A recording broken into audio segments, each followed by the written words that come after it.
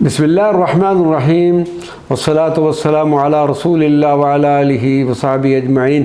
معزز ناظرین و سامعین کرام، السلام علیکم ورحمۃ اللہ وبرکاتہ۔ غازی علم الدین شہید کے یوم شہادت اور یوم عرس کی مناسبت سے ان کا پرکیف تذکرہ جاری و ساری ہے۔ اس کو آگے جاری رکھتے ہوئے لاہور کے ایک مشہور شاعر، پنجابی شاعر استاد عشق لہر نے علم الدین شہید سے میاں والی جیل میں پھانسی سے 1 یا 2 روز قبل ملاقات کی۔ عاشق رسول صلی اللہ علیہ وسلم غازی علم الدین شہید نے کہا، استاد میرا دل تمہیں ملنے کو چاہ رہا تھا، الحمدللہ کہ تم خود ہی آ گئے۔ استاد عشق لہر نے جواب دیا کہ یہ تمہاری دلی کشش کا ہی نتیجہ ہے کہ خیال آیا چلو علم الدین کا دیدار کر رہے ہیں۔ جس پر علم الدین نے کہا، آپ نے اگر میرے حسب حال بھی کوئی شعر کہے ہوں تو مجھے سناؤ۔ جس پر استاد عشق لہر نے جواب دیا کہ علم الدین، اگلے روز تم سے تمہاری والدہ ماجدہ ملنے کے لیے آئی تھیں، مامتا کی ماری کے بے اختیار آنسو نکل آئے۔ جس پر تم نے انہیں کہا کہ خبردار، جس کو مجھ سے رو کر ملنا ہے وہ بالکل نہ ملے۔ علم الدین، تم جانتے ہو کہ شاعر کس قدر رقیق القلب ہوتے ہیں، اور اگر شعر سناتے ہوئے میرا دل بھی بے قابو ہو گیا تو پھر تو تم مجھ سے بھی ناراض ہوگے۔ جس پر شعر دل نوجوان علم الدین غازی نے جواب دیا، استاد دل کو خوب قابو میں رکھ کر شعر سناؤ، اور اگر تم بھی رونے لگے تو پھر میں تم سے بھی منہ پھیر لوں گا۔ اور مزید فرمایا کہ استاد میرا دل بالکل مطمئن ہے، اور میں جو کچھ دیکھ رہا ہوں اگر تم بھی دیکھ لو بخدا کبھی غمگین نہ ہوگے۔ اے استاد، میں تو بڑی بےتابی سے اس ساتھ کا انتظار کر رہا ہوں کہ یہ رشتہ حیات مستعار ٹوٹے اور جان غم ہستی فانی سے چھوٹے۔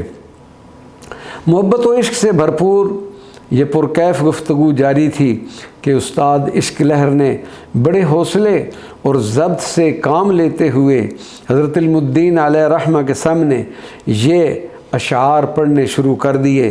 علم دین محمد صلی اللہ علیہ وسلم، علم دین محمد دے نام تو میاں جان جوانی نو واریائی، آفرین غازی تیرے حوصلے دا راجپال کم نو ماریائی، جیڑا چکیا بوجھ محبتاں دا چڑھ کے دار تے سروں اتاریائی، بیڑا ڈوب کے نبی صلی اللہ علیہ وسلم دے دشمناں دا، بیڑا ڈوب کے نبی صلی اللہ علیہ وسلم دے دشمناں دا، علم دین تو کل نو تاریائی۔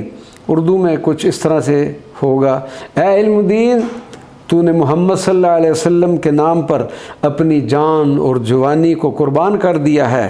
اے غازی، تو نے راجپال کو مارنے میں جس حوصلے کا ثبوت دیا ہے وہ لائق تحسین ہے۔ تو نے حب نبی صلی اللہ علیہ وسلم کی جو ذمہ داری قبول کی تھی اس سے تو سولی پر چڑھ کر سبکدوش ہو گیا ہے۔ تو نے تو نبی صلی اللہ علیہ وسلم کے دشمنوں کا بیڑا غرق کر کے تمام قوم کو پار لے اترا ہے۔ وچ 14ویں صدی دے ہویا روشن، تیرا عشق و عاشق حضور دائے، چوٹا دار پینگ نے چوٹے آئی، شوق نال ساتھی منصور دائے، سب دیاں اکھیاں وچ سما گیا ہیں، سب دی اکھیاں وچ سما گیا ہیں، علم دین تو ذرہ تور دائیں، عشق لہر دی عرض دربار اندر، پہلے کری مسافر دور دیا ہے۔ اے رسول اللہ صلی اللہ علیہ وسلم کے عاشق، 14ویں صدی میں تمہارا نام روشن ہو گیا ہے۔ اے منصور کے ساتھی، تو نے تو شوق سے دار کی پینگ کا جھوٹنا لیا۔ اے تور کے ذرے علم الدین، تو سب کا سرمائے چشم بن گیا ہے۔ جب تو دربار محمدی صلی اللہ علیہ وسلم میں حاضر ہو تو عشق لہر کے لیے بھی سفارش شفاعت کرنا۔ حضرت علم الدین شہید استاد عشق لہر کہ یہ اشعار سن کر بہت خوش ہوئے اور کہنے لگے، اے استاد، میں کوئی شاعر تو نہیں، مگر میں نے بھی یہ اشعار کہے ہیں، یہ تم مجھ سے سن لو، اور پھر میری درخواست ہے کہ ان شعروں کا مضمون تم اپنے الفاظ میں ادا کر کے میری طرف سے میرے بعد پیش کر دینا۔ اب آپ حضرت غازی علم الدین شہید کا اصل کلام سنیں۔ ہتھ یار دے نظر قرآن آیا، ہتھ یار دے نظر قرآن آیا، تاں پھر چمیاں ادب اداب کر کے، شالا ہتھ سڑے ملے سزا مینوں، ہتھ لایا جے بھیڑی نگاہ کر کے، قسم رب دی دوستا، قسم رب دی دوستا، آکھداواں قدمی ڈگا سا میں دل ربا کر کے، علم دین جناب نے زبردستی دتا رتبہ تے اپنی شفاعت کر کے، علم دین جناب نے زبردستی دتا رتبہ تے اپنی شفاعت کر کے، دن ہفتے دا میں قربان جاواں۔ یہ ہفتے والے دن حضرت غازی علم الدین شہید نے راجپال کو واصل جہنم کیا، جس دن اس دن ہفتہ تھا۔ دن ہفتے دے میں قربان جاواں، اللہ بخشی سی اے مراد مینوں، قسم رب دی بندہ نہ نال کوئی، مدد دتی سی اللہ جلال مینوں، خنجر ماریا سی حکم رب دے نال، ایہو دل وچ مراد مینوں، علم دین میاں ڈرنا موت تھی نہیں، جنڈے نبی دے نال ہی پیار مینوں، علم دین میاں ڈرنا موت تھی نہیں، جنڈے نبی دے نال ہی پیار مینوں۔ حضرت غازی علم الدین شہید کے اس کلام کو استاد عشق لہر نے اپنے الفاظ میں اس طرح ڈھالا، ستا پیا سا کسے خیال اندر، ستا پیا سا کسے خیال اندر، جاگے بھاگ وصال دی رات آئی، طاقت نہیں ہن کراں بیان منہوں، جو جو نظر مینوں کرامات آئی، کسے پاسوں نور دے چڑے بدل، ہندی رحمتاں دی برسات آئی، ود کے کسے بزرگ نے کیا مینوں، تیرے پاس محمد صلی اللہ علیہ وسلم دی ذات آئی، ود کے کسی بزرگ نے کیا مینوں، تیرے پاس علم دین محمد دی ذات آئی، لوکی کرن توہین تو کھوک ستوں،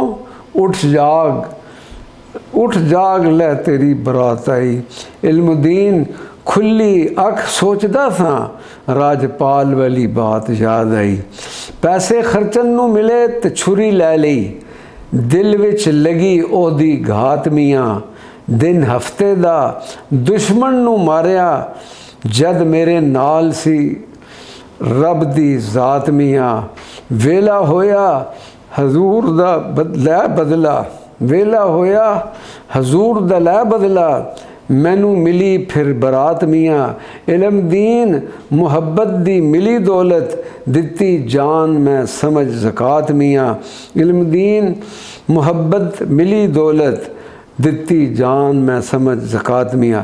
شیخ الاسلام حضرت خواجہ قمر الدین سیالوی غازی علم الدین شہید سے ملاقات کے لیے میاں والی جیل تشریف لے گئے۔ غازی صاحب کی کوشش تھی کہ سلاخوں کے پار دست بوسی میں پہل کریں، مگر خواجہ صاحب نے اس میں سبقت حاصل کر لی اور غازی صاحب کو اس عظیم اعزاز پر مبارکباد دی کہ یہ سعادت عظمیٰ آپ کا مقدر تھی کہ آپ نے گستاخ رجپال کو جہنم رسید کیا۔ قبلہ پیر صاحب نے غازی علم الدین سے استغفار فرمایا کہ غازی صاحب اس کارنامے سے پہلے کے احوال اور بعد کے احوال میں آپ کیا فرق محسوس کرتے ہیں؟ غازی نے فرمایا حضور میں نے 3 فرق محسوس کیے ہیں۔ پہلا فرق یہ ہے کہ مجھے جیل کی کوٹھری میں دن کی روشنی میں اور کھلی آنکھوں کے ساتھ روزانہ حضور نبی کریم صلی اللہ علیہ وسلم کی زیارت کا شرف حاصل ہوتا ہے۔ دوسرا فرق یہ ہے کہ میں ایک کم پڑھ لکھا مزدور آدمی تھا، مگر اب جیل میں مجھے الحمدللہ سے والناس تک قرآن پاک زبانی یاد ہو گیا ہے۔ تیسرا فرق یہ ہے کہ پرسوں بروز اتوار کے دن میری پھانسی کا اعلان کیا گیا ہے۔ یہ پیر صاحب کی ملاقات جس دن ہوئی تھی اس دن جمعۃ المبارک تھا اور حکومت انگریز نے اعلان کیا تھا کہ اتوار والے دن غازی علم الدین شہید کو پھانسی دے دی گئی۔ تو غازی فرماتے ہیں کہ یہ ایسا ممکن نہیں، کیونکہ مجھے میرے آقا نبی صلی اللہ علیہ وسلم نے خوشخبری عطا فرمائی ہے کہ علم الدین ہم خمیس یعنی جمعرات کو تمہارا استقبال کریں گے۔ اور پھر اسی طرح ہوا کہ انگریز حکومت نے ملک گیر بھرپور احتجاج کے باعث اتوار والی پھانسی کو ملتوی کر کے جمعرات کو غیر اعلانیہ پھانسی دے دی۔ انشاءاللہ اس بابرکت و پرکیف تذکرے کا انشاءاللہ اختتام اگلے کلپ میں کریں گے۔ وما علینا الا البلاغ المبین۔